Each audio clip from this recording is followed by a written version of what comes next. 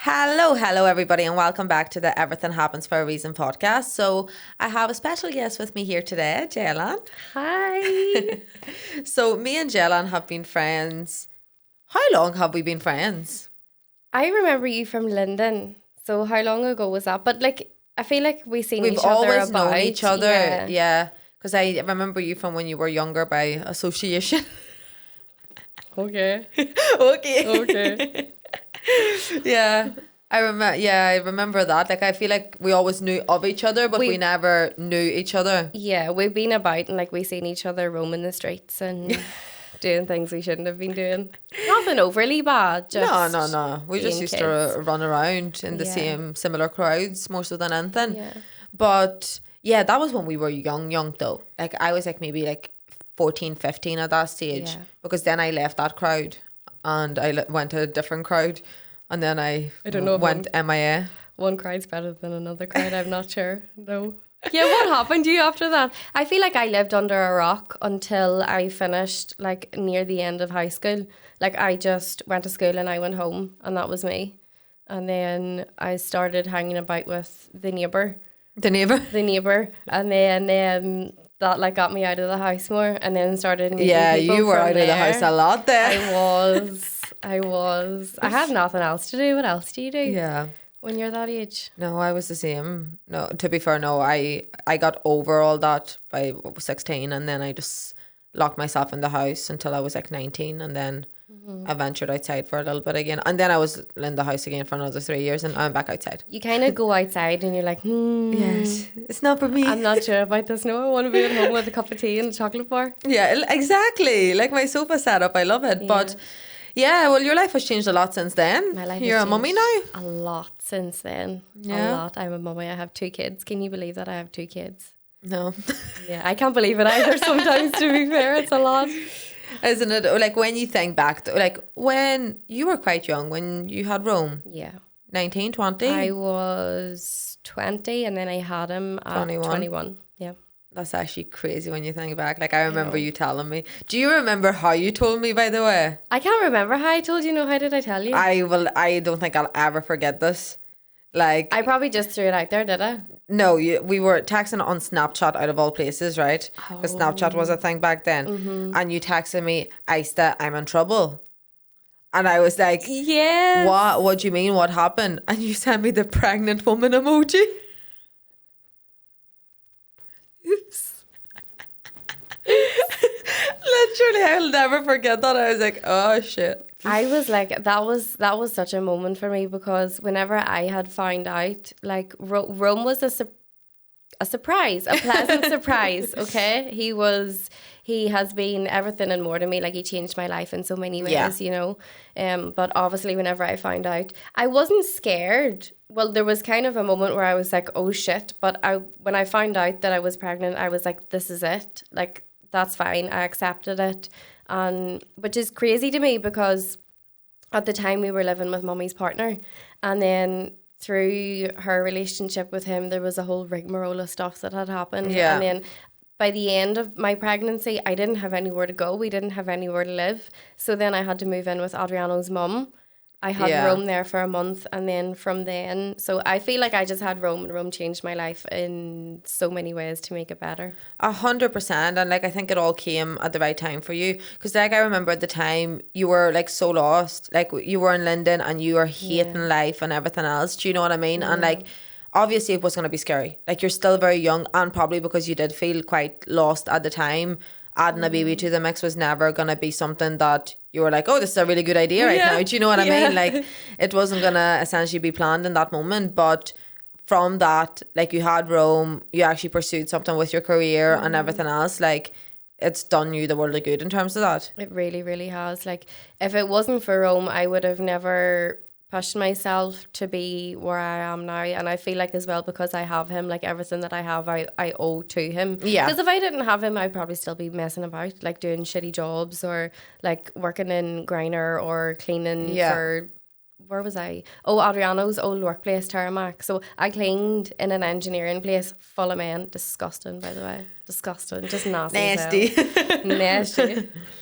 But no, I feel like he has. He's really changed me, and I've grown a lot from that too. Yeah. Which is amazing. I think you had to, you know, you didn't really have a choice. And yeah, at what stage were you like, okay, I'm ready for the next one? Whenever they start to grow up, you miss like the baby smell. the baby smell is a thing, by the way. It really is. No, I wanted, me and Adriano were sitting on the sofa one night, we were having a conversation, and I was like, whenever you and me are dead and gone, who's Rum gonna have? Yeah. Like, he's not gonna have anyone, do you know what I mean? So I wanted that for him, and also because I've never had a sibling either. So I wanted to make sure that he had that and he felt that too. And now they're amazing together, you know. I'm really, really glad that I did. Yeah. Although whenever I had Amari, I was in like the postpartum trenches, and I remember looking at him like whenever he was born, and I was just like, oh my God, what have I done? Like, what have I done? But it's completely different going from one child to 2 kids. That was the hardest for me. Like, having Rome was no bother at all. You don't have anyone else to run after. Yeah. You know, you can stay at home in your pajamas all day if you want to. Obviously. I think it's the age gap between them two, which is quite small. Like, what, 4 years? No. 3? Yeah, and Rome's 6 and Amari's 1.5. I'm not. Rome's 6? Rome's 6. Yeah, he was 6. Holy shit. That's mad. But that's the thing. Like, I think the age gap, there are different, like, the baby needs everything done. Rome is going to school. Like, you're in charge of all of that. Do you know what I mean? Whereas if you had, like, one right after another where they were both, like, babies essentially and growing up together, you probably wouldn't have struggled as much. Yeah. But like you said, like, Rome's quite independent now. Yeah. But he also has his own life and his own activities that you are also in charge of looking after. Do you know what I mean? And you have a newborn baby at the same time. Yeah. Are you back to work fully yet? I am part-time. So I'm Wednesday, Thursday, Friday. I'm at work. If you need your house rented, come to me at Minnie & Co. No. So I'm back part-time. I'm back part-time Wednesday, Thursday, Friday. Mummy's looking after the kids on Wednesdays and Thursdays, which brings me great peace of mind knowing that Amari's taken care of, because obviously he can't like talk. Yeah. Well, he can talk, but not properly. Blah, blah, blah. You wouldn't understand him. But so Mummy looks after him on a Wednesday and Thursday, and then Adriano has taken off work on a Friday to be at home with him on a Friday. And then he goes into work on Saturday morning for a wee while. So at the minute I have a good balance, I think, like really, really good work-life balance. But by the time Tuesday comes, I'm ready to go to work. Like, I'm exhausted here, get me out of the house. But I think that's so important. Like, would you ever have visualised yourself, like, say, being a stay-at-home mum? With Rome, I think I probably would have. With 2 of them, no, I needed to get out of the house. Yeah. I had to get out of the house for my mental health. 100%, and I think that's so important. Like, you need your own time, even though you're going to work essentially. Yeah. Like, this is what I always talk about: going to the gym, go out for a walk. Do you know what I mean? I know. Like, but it makes all the difference. Yeah, it gives you space to actually think what you want to think, and like, you are somebody that enjoys her own company too, and you never gonna have that again, by the way. I know. It's actually really sad. There was one, before I was going to Dubai, I was upstairs in the room and Adriano came up and he was like, what are you doing? You've been up here a long time. And I was like, I was just like lying on bed on my phone and I was like, I just want peace. Like, I just want to be on my own Quiet. for a while. But you would understand that because you're an only child as well. Like, Yeah. I grew up only me and I had all the time in the world just to be alone, and I like being alone. But I think that's why we enjoy being alone. Do you know what I mean? Because I feel like a lot of people don't understand, like, how can you enjoy being alone and not get bored? Do you know what I mean? And I think that comes from, like, if they grew up in like a household where they had like multiple siblings and they always had somebody in the house and stuff like that, whereas for me, I didn't have a choice. Do you know what I mean? Like, my parents would go to work and I would go to school, come home from school or whatever, and then I would be by myself until they got home from work. So I didn't have a choice, like, nobody to entertain me. And I think that's what it comes down to. But I got comfortable with being that way too. Like, now if I'm around people too much, my social battery drains. Like, I generally get exhausted and I'm like, I just need 3 days of Aiste time and then I'll be fine again. Yeah, you nearly go into hiding. Yeah, for me to recharge, I need to be by myself. One of the girls from work, she's actually left now. She was like, oh, you need to come down and see me. Like, even once every 3 months. She was like, I know your social battery like drains really fast, but you have to come and see me. So I was like, but it does. Like, I feel that too. Like, in the evening time, whenever I go home, like, I just just, whenever the kids go to bed, I just want to sit and I just want to be alone. Or Yeah, you don't even want to go to bed yet because you need that time. I just need the time to like just be by myself to recharge from the day. And Adriano would be like, well, like, is there nothing else you want to do, or is there nothing else you'd rather? And I'd be like, no, I just want to sit here and just be with myself. Yeah, turn the lights off and leave the room, please. Just leave me alone. No, 100%. Oh my God. And would he be like that, or would he like rather be around people more? He's done a complete 360 as well. Like, you know what he used to be like. I'm sure everybody knows what Adriano used to be like. Okay, but Sorry, Adriano, you're getting called out in this. If you knew him from before, you don't know him now, because he's a completely different person. He doesn't go out anymore. He doesn't drink. We love to hear it. We love to hear. He's doing so good. He, as well, I've said this to him too, as a father, like, he's just progressively got better as a father as well. Like, the father that he was to Enrique, to Rome and Amari, like, either of them have got the same version of him. You know, he's grown so much. So he very much likes to just come home and not be bothered with anybody. But before, he would have went out and he would have socialised, or he'd be like, let's go do this, let's go do that. Don't get me wrong, we still like to go and do things. We just do them together. But he has 3 siblings. So he's 2 out of 4. 2 out of 4. So he's used to being around people and having company all the time. Like, I struggled whenever I had Rome and I was living with his mum and his family. 100%. I struggled with that because there was so too many people in the house. Yeah, so many people around, and it was like go all the time. And for me, that was really, really different, and I felt not stressed out, but nearly like a wee bit overwhelmed, but just because I wasn't used to it, because I've always been alone. And with regards to your, like, when you were growing up, were you living with your mum? Yeah, so I would have lived with my mum. Why are you smiling? Because I'm smiling because it's just a whole hoo-ha. So it's a whole hoo-ha. So me and mummy lived in the bush, and then the landlord sold our house, and then we moved in with her partner at the time. But so we moved in with her partner, but they were like away a lot. So like, I would have, much like you, I would have always been home alone. Yeah. Or majority of times I would have been home alone. I'm not going to get really like deep into it. But yeah. Trauma. So yeah, I would have been home alone. And I was just, I don't know, I was used to that, you know. Yeah. Like, I was fine with it. Yeah.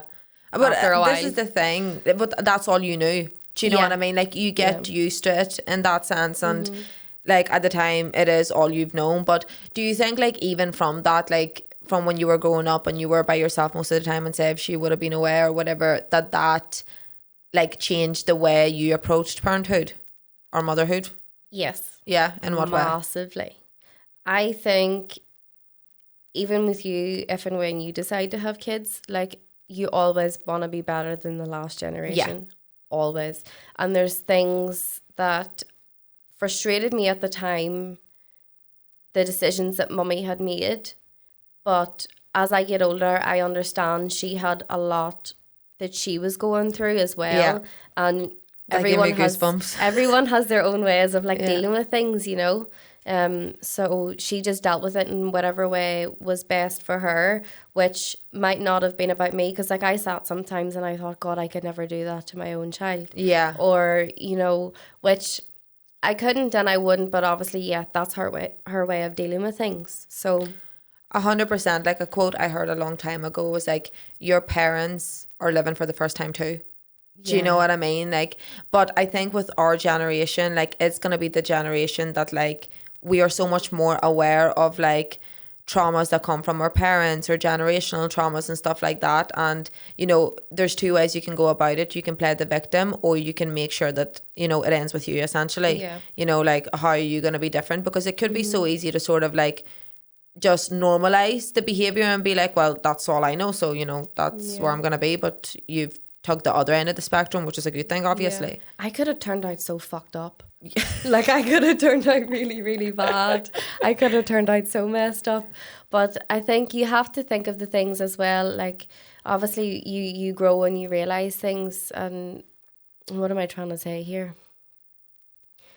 you don't want to be, you want to break the curses is what I'm trying to say. Course. You want to break the curses and you want to be better. Like I could have turned out to be a demon, or not quite literally a demon, but I could have turned to drink and drugs, and I could have, like you said, played the victim. I could have had the victim mentality about it all. But when you get older and you start to realize things, you want to make a change and you want to be different. And especially for my own kids, like Adriano has his own traumas as well that he is only starting to realize. Like he's going to be 31.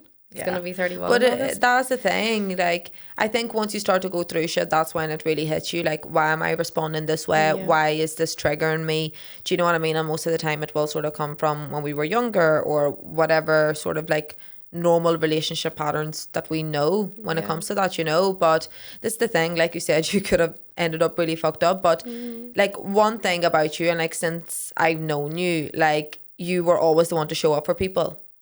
Thank you. Aww. Like you always have been. And I think like, yeah, your life would probably be different if you didn't fall pregnant at the time. So like it was a good thing as well. Do you know what I mean? Because you just stepped into your own and you're like, okay, well, I'm gonna be different here. Yeah, you have to be, to make a change, you have to be different, you know. Yeah, absolutely. No, proud of you. Thank you. Proud of you. I didn't bring my tissues. No, I love it. But okay. And look, I suppose I'm gonna take the conversation completely different other direction. Okay. But we have started a little family vlog. We have. Yeah, I love it. What made you sort of go down that route or step out of your comfort zone? Because I know we had this conversation years ago. Yeah. And you're like, I would love to start vlogging or doing things like that. And I was like, why not doing it? Yeah. And you're like, but people around me, I'm like, I don't care. Like, do it. What sort of like, why now? I think as well, like you said, I have said this to you before. You also changed me. Like, see, from I like messaged you and told you, I was like, okay, right, I'm ready to make a change. I'm ready to start to go to the gym. Like, I feel like you just helped me come out of myself as a whole, which is why I was so grateful to you. Thanks. Because where's my tissues?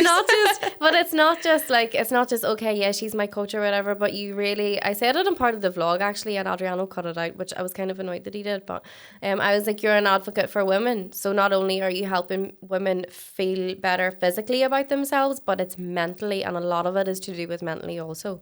So the reason that I decided was because I was like, fuck it, I don't care anymore. I don't care what people think. People are always going to have their opinions. People hate Beyonce. People put hate comments on Beyonce. Do you know what I mean? I'm sure as shit not Beyonce. So why would I not? And there was the worry of the whole small town mentality. Oh my God, she's doing vlogs. Who the fuck does she think she is? Or I'm going to do it because I want to do it. You can watch if you like it. If you don't like it because you're being nosy, you want to watch. I don't care. Whatever. It's getting your views up 100%, you know, and I couldn't agree more with that in terms of it. Like, it's like doing videos, going on social media, anything.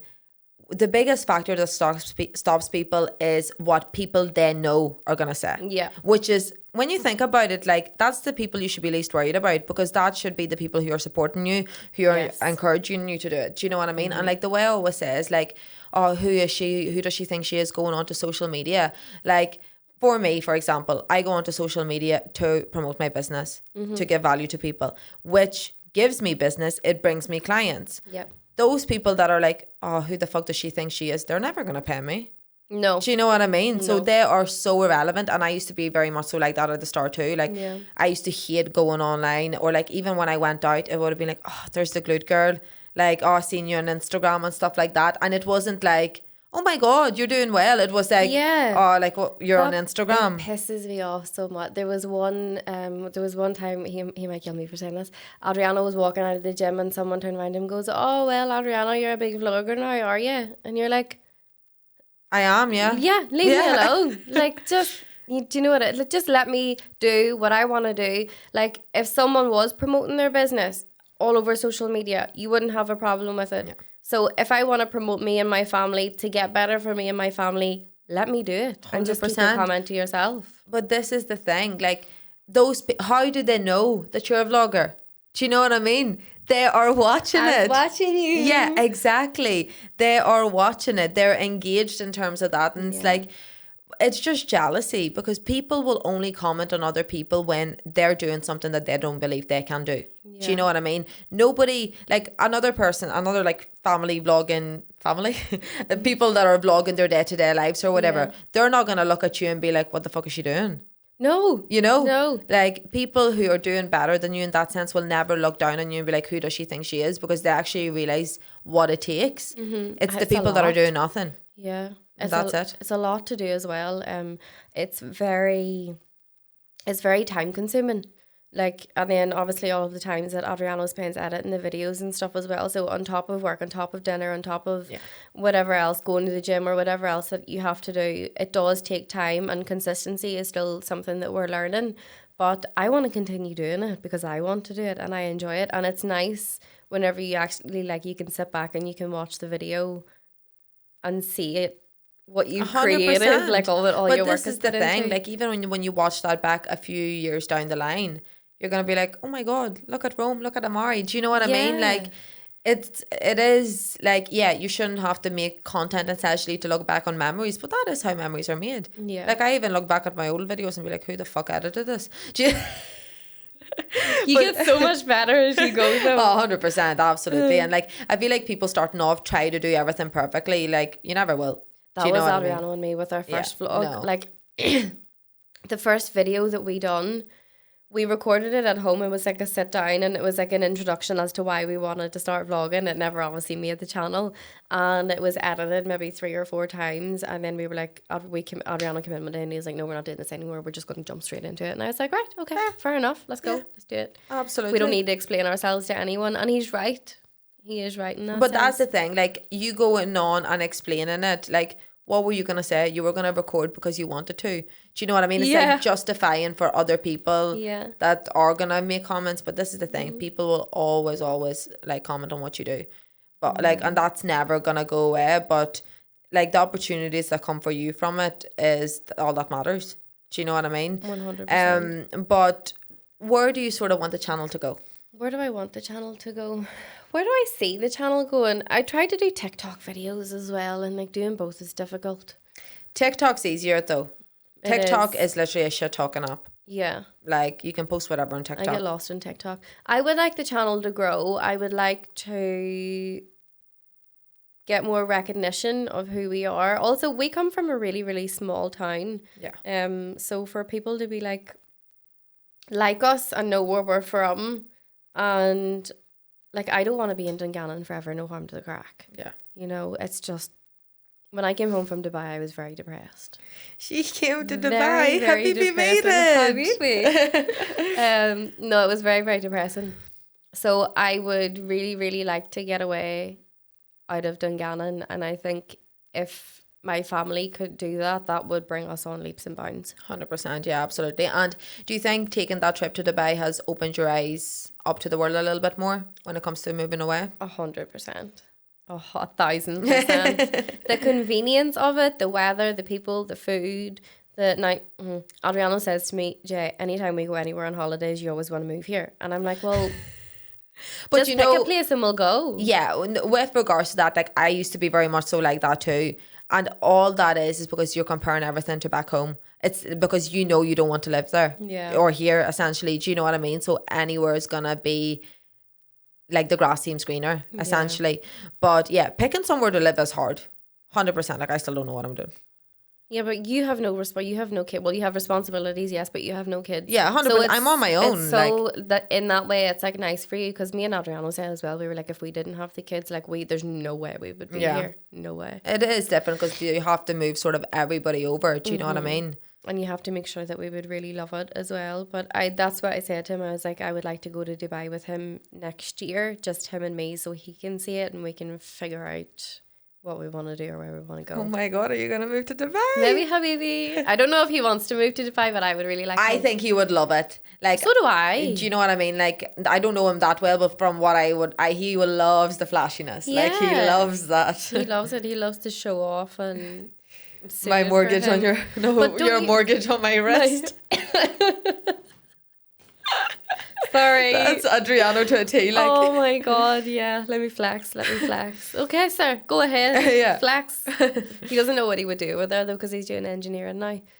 But he learns things really, really quickly. Yeah. He's like you in a way, very, very driven. I'm not saying it in a bad way. It just Where's makes this me going? feel like shit.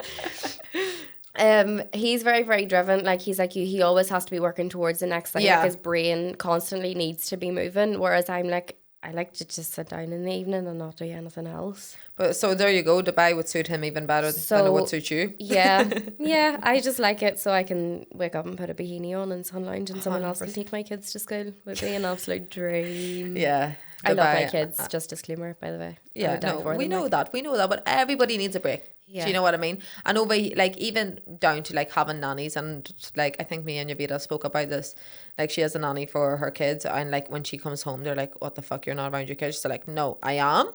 I'm there to have the fun times, but do you know what I mean? Like, if the kids need fed or looked after, there's also somebody else that's doing that." That's amazing. Like I'm go Joita because like She's living her life yeah. as an independent person and her mum life as well. I think it makes you happier as a mum. Like it You fuels show up you as- more. Like it gives you more 100%. energy. Do you know what I mean? But that's the thing, because you don't feel drained by it. You know what I mean? And like you would be able to have your wee cup of tea, peace and quiet. And you know that your kids are taken care Yeah. of. They're fine. They're safe. They're home. Exactly. Whatever it They're is. literally in the other room Yeah. playing Jenga or Away something. on you go. So whenever Granny comes over, bye. Okay, Mummy, he slept well last night. He'll take a nap around 10. Love you. See you later. Bye. Goodbye. And do you think you and your mum have like a much better relationship now? Oh yeah. Yeah. Yeah. And what do you think has changed? She left her ex. Fair. Yeah. Fair. Yeah. She met him at a really bad time. Well, in a way it was good timing for her. So his dad had like recently passed and then my granny had recently passed. So I feel Okay. like they kind of bonded over that.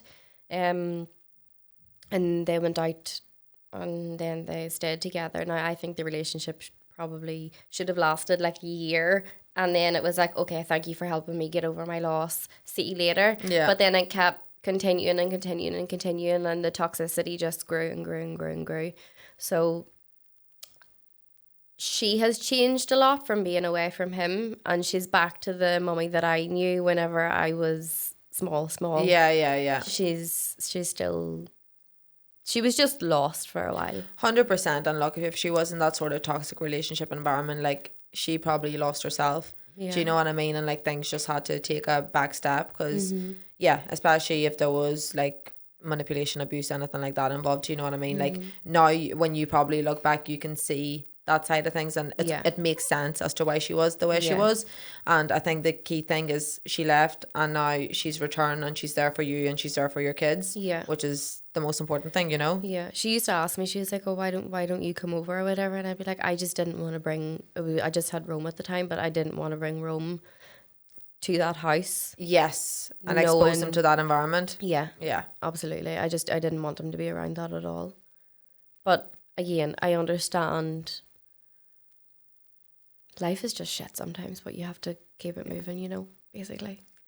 Keep it moving. You can't feel sorry for yourself. I mean, you can feel sorry for yourself for a while, but you know, like you need to get to a point where you're like, right, this is enough. Like it's enough. Something has to change. Something has to give, and you need to make the effort to work towards that as well if you want the change. I always talk about that. Like it'll take you to feel sorry for yourself and be in a rut and a big dark hole for so long until you're like, right, enough is enough. Yeah, Do you know what I fuck mean? this. And like you're the only person that can essentially get yourself out of that too. Like you can't control how other people act. You can't control how other people treat you, but you can control your emotions.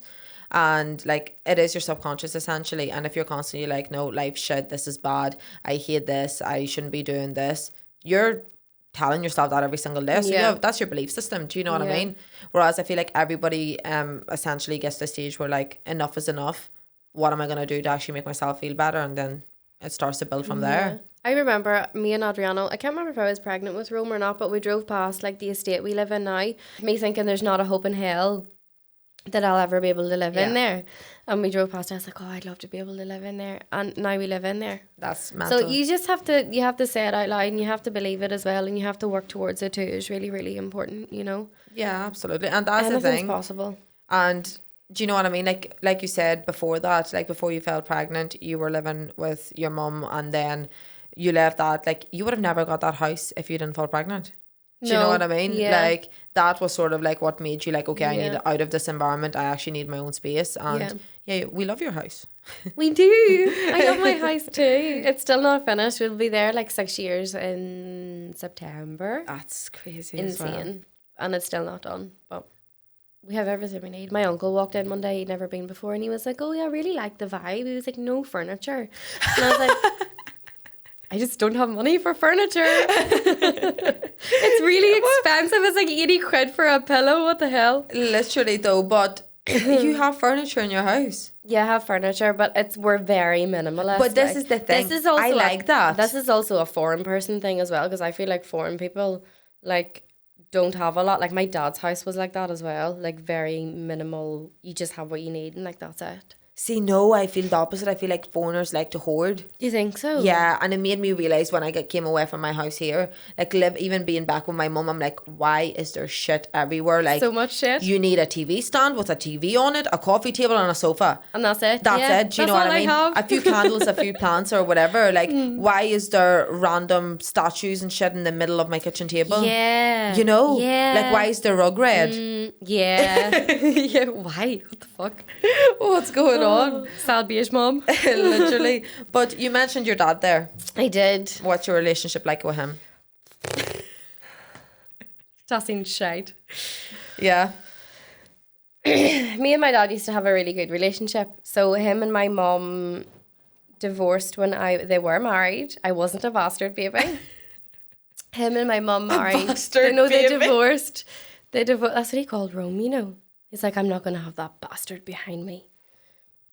Yeah, he's well. So, what was I saying? Oh yeah, so him and my mum divorced whenever I was like 2 or 3, I think it was around then. And I would have went to see him every weekend, and he was the best. Like, I was his princess, and he took me swimming, to the cinema, bought me whatever I wanted. We had a really, really good relationship. Pardon me. And then he found out, well, I was scared to tell him that I was pregnant. So his wife actually got pregnant 2 months before me, and they struggled conceiving. So I was really, really happy whenever they found out that they were having babies, and I was finally going to have siblings. Yeah, so she found out that she was pregnant, and then I was scared to tell him that I was pregnant. So my mum and my auntie went to his workplace, and I had actually crashed my car that day. I drove into someone because I was in the process of moving from my mum's ex's house to, didn't know where the fuck I was going. I just had my car full of my shit and was driving to my mum's work, crashed into someone anyway. So my mum and my auntie went to tell him. They began the conversation with tossing, Jeylan's been in an accident. And he was like, oh no, oh my God, is she okay? I was fine. And then they must have just said, like, by the way, she's pregnant. And apparently he was like, no, like he banged on the table and he screamed, no. And then he phoned me after, he called me up and he was like, you get rid of that fucking bastard baby. And he was cursing me down the phone. And I was Adriano was beside me. I was in tears, the tears were streaming down me. And it hurt me for a really, really long time. I tried with him after Rome was born. But he wanted nothing to do with me.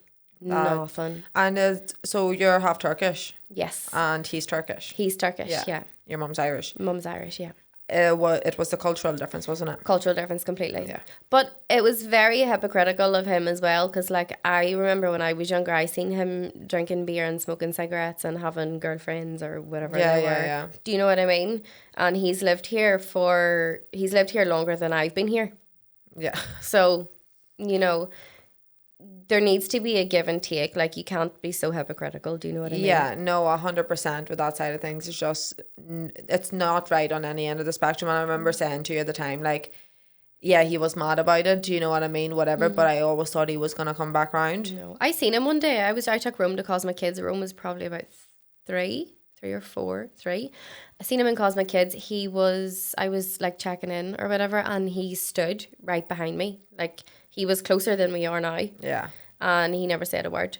So at that time, I actually thought that I was going to go home and cry about it. Yeah. But I didn't. Good girl. I didn't. My emotions have changed. I'm definitely not as emotional as I was before. I've definitely toughened up, which I'm happy about, because I used to cry at everything. Yeah. Everything. But now I'm like, I don't have time for that.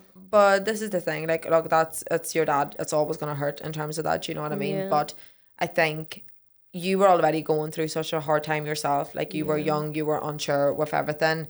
And, you know, like, if any 20-year-old got pregnant, even though you're at a normal age to get pregnant at that stage, like, most dads will be like, fuck's sake, do you know what I mean? Like, unless you're married or something like that. So it's normal for him to have maybe that initial reaction, but you got punished essentially for, like, you have 2 kids now that he's not involved in, and he's going to regret that. Well, like, Adriano said he must be filled with regret. I don't know. He, of course he is, because he lost his daughter, and like, he could be like, he is a granddad right now, do you know what I mean? And he's not involved in that whatsoever. No. And his kids are 2 months older than Rome.